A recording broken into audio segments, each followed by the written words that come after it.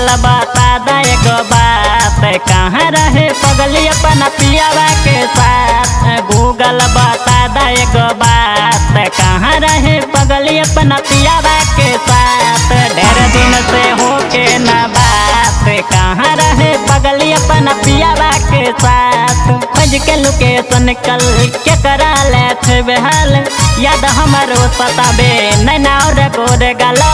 भेलिए पागल पैर में जागे छी भरी रात। गूगल बता दा एगो बात, कहाँ रहे पगली अपन पियावा के साथ। ढेर दिन से होके न बात, कहाँ रहे पगली अपन पियावा के साथ। गूगल बता दा एगो बात, कहाँ रहे पगली अपन पियावा के साथ।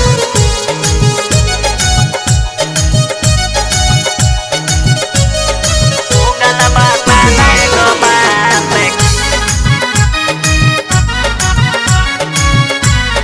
कहाँ रहे पगली अपन पियावा के साथ। गूगल बता दा एगो बात, गेलिए की कसूरा हम दूर गलै रे, हाँ दूर गलै रे। लैके अपना अचरा में दिल उड़ गलै रे, हाँ उड़ गलै रे। रहे छे कोना ससुर में बता दा इतने बात, कोना के हमरा बिन रहे होते सैया साथ। सब कुछ कही के बता लैके खबर पता, सब कुछ कही के बता लैके खबर पता।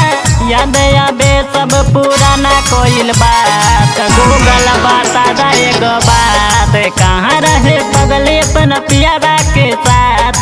ढेर दिन से होके न बात, कहाँ रहे पगली अपन पियावा के साथ। गूगल बता दा एगो बात,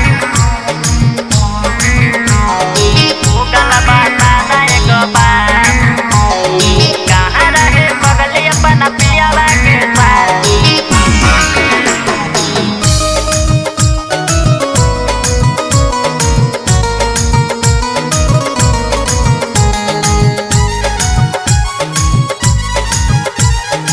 गूगल बता दा एगो बात, करे रहिए प्यार उहे बार को गेलै, हाँ बार को गेलै। मारी के तीर दिल के छौरी पार को गेलै, हाँ पार को गेलै। कोना के हमरा बिन ओकर कटे होते रात। छोड़ देलकै अज पंकज बो के साथ।